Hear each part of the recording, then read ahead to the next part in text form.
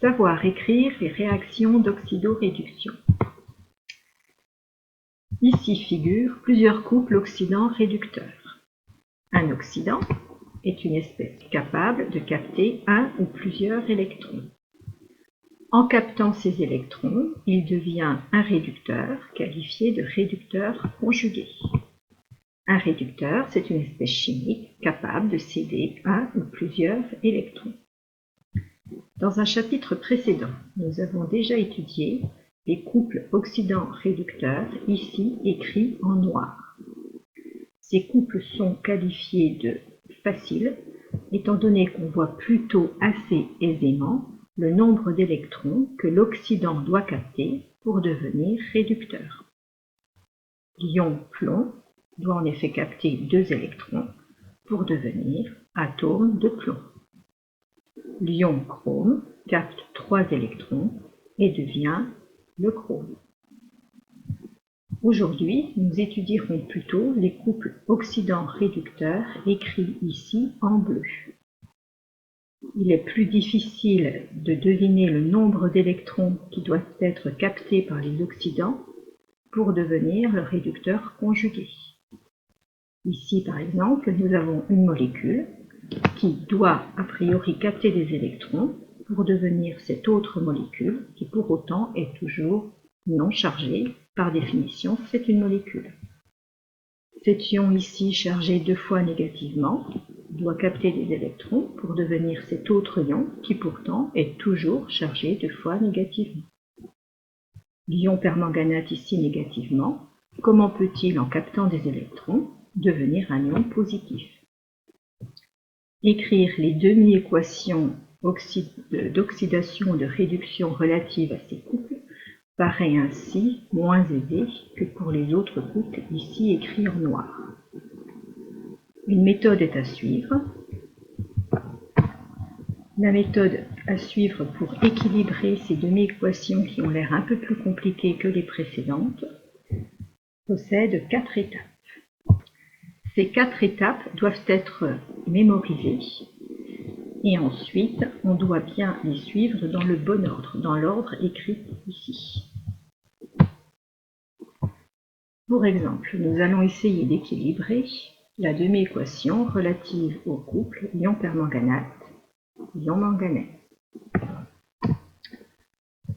On se pose donc la question, comment l'ion permanganate, un oxydant, peut-il devenir Mn+, l'ion manganèse, qui est son réducteur conjugué?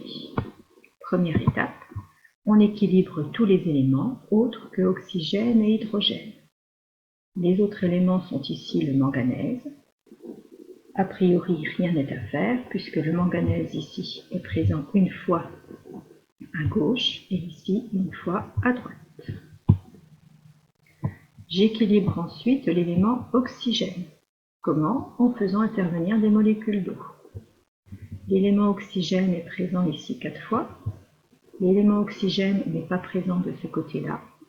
Ainsi, de ce côté-là, je vais faire intervenir des molécules d'eau, et pour que l'oxygène soit présent 4 fois, je fais intervenir 4 molécules d'eau. Troisième étape, on équilibre l'élément hydrogène. Comment? En faisant intervenir les ions H+. De ce côté-là, combien d'hydrogènes sont présents? 2 fois 4, 8 fois. De ce côté-là, pour l'instant, pas d'hydrogène présent. C'est donc de ce côté-là que je vais faire intervenir les ions H+. Pour que l'élément hydrogène soit présent 8 fois, je fais intervenir 8 ions H+. Quatrième étape, j'équilibre les charges en faisant intervenir les électrons. Je compte, de ce côté-là, combien de charges? 2 charges positives. Pour l'eau, pas de charge. Donc au total, 2 charges positives ici. De ce côté-là, j'ai une charge négative, 8 charges positives, ce qui fait un total de 7 charges positives.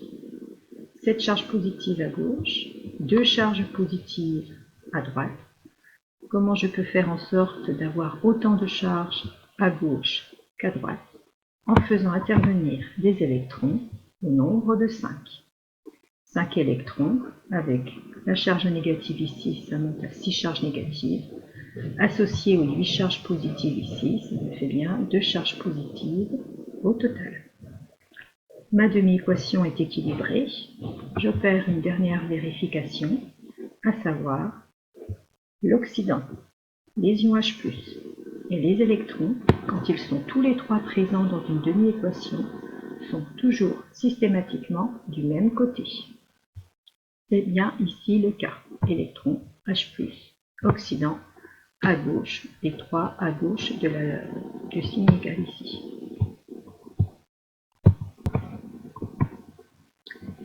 Écrivons désormais la réaction d'oxydoréduction entre l'éthanal et l'ion permanganate. Je commence par repérer dans les couples proposés les endroits où sont présents l'éthanal et l'ion permanganate. Donc l'éthanal est présent dans deux couples, celui-ci et celui-ci. Le permanganate est présent, lui, dans un seul couple. Pour qu'une réaction d'oxydoréduction puisse se faire, il faut qu'un oxydant réagisse avec un réducteur. Est-ce que MnO4- peut réagir avec l'éthanal de ce couple ici? Non, puisque ça ferait réagir deux oxydants, ce qui n'est pas possible. Le permanganate, en revanche, peut effectivement réagir avec l'éthanal de ce couple-là, puisque dans ce couple, l'éthanal est le réducteur. Ainsi, entre ces deux couples-là, je dois prendre en compte le couple ici, et non pas celui-là, puisque la réaction entre deux oxydants n'est pas possible. Ainsi, lors de cette réaction, les réactifs seront le permanganate oxydant, l'éthanal réducteur, et les produits formés seront les espèces conjuguées, c'est-à-dire Mn2+, réducteur conjugué de MnO4-, et puis l'acide éthanoïque, oxydant conjugué de l'éthanal ici. On va donc écrire la réaction d'oxydoréduction entre l'éthanal et l'ion permanganate. Je commence par écrire les deux demi-équations relatives aux deux couples choisis. Pour le premier couple, l'oxydant MnO4- qui est un réactif, donc écrit à gauche, va devenir Mn2+. Deuxième couple, l'éthanal, qui est donc le réducteur, mais que j'écris à gauche puisque c'est un réactif, va donner l'acide éthanoïque. J'équilibre la première demi-équation. Comme vu précédemment, je dois commencer par équilibrer le manganèse, il est équilibré. J'enchaîne avec l'élément oxygène en faisant intervenir 4 molécules d'eau pour avoir les 4 oxygènes. Je continue avec l'élément hydrogène en faisant intervenir 8H+, et je termine avec les charges, 5 électrons, pour avoir 2 charges positives à gauche comme à droite. Pour le couple suivant, je commence par équilibrer tout ce qui n'est pas oxygène et hydrogène, à savoir les carbones. Je compte 2 carbones au total ici, 2 carbones au total ici. Donc rien de particulier à faire. J'enchaîne avec les oxygènes. Un oxygène ici contre 2 ici. Je dois donc faire intervenir des molécules d'eau.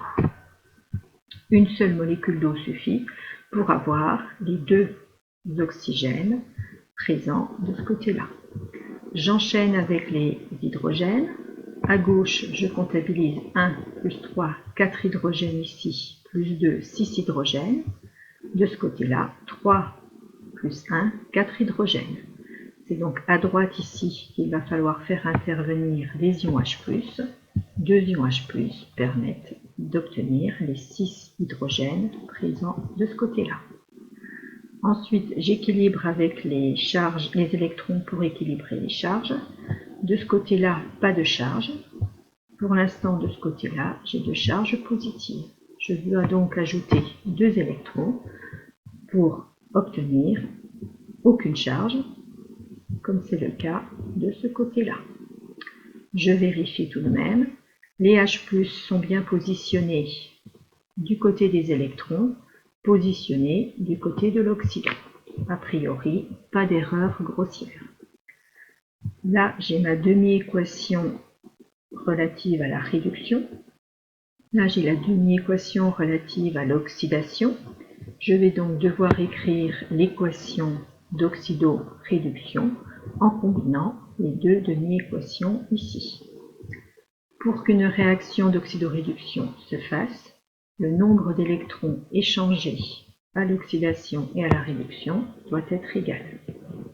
Ainsi, je multiplie par 2 pour avoir 10 électrons consommés la demi-équation réduction, et je multiplie par 5 l'oxydation pour avoir aussi 10 électrons ici de formés. J'additionne les deux demi-équations. Une fois additionnées, je peux vérifier s'il n'y a pas des choses qui peuvent être simplifiées. Là, par exemple, j'ai 16 ions H+, consommés, et 10 ions H+, formés. C'est comme si, de fait, en simplifiant, on avait 6 ions H+, d'utilisés. Ensuite, les 10 électrons ici utilisés et 10 électrons formés, donc les deux se simplifient aussi. Et je remarque ici qu'on a 5 molécules d'eau utilisées, 8 molécules d'eau formées. Celles-ci aussi peuvent être simplifiées. La simplification faite montre donc que 5 moles d'éthanal peuvent réagir avec 2 moles d'ion permanganate, à condition qu'il y ait présence de 6 moles d'ion H+, et la réaction conduit à 5 moles d'acide éthanoïque, 2 moles d'ion Mn2+, et 3 moles d'ion. Ainsi, l'éthanal, en présence d'ion permanganate, s'oxyde en acide éthanoïque. Il faut toutefois veiller à ce qu'il y ait bien présence d'ion H+. Cette réaction est donc une réaction d'oxydoréduction qui correspond à l'oxydation de l'éthanal en acide éthanoïque. C'est une oxydation qualifiée de ménager puisque c'est une réaction qui ne touche pas à la chaîne carbonée. L'éthanal comprend 2 atomes de carbone enchaînés comme l'acide éthanoïque. Nous verrons ultérieurement les combustions qui sont aussi des réactions d'oxydoréduction mais qui ne sont pas ménagées.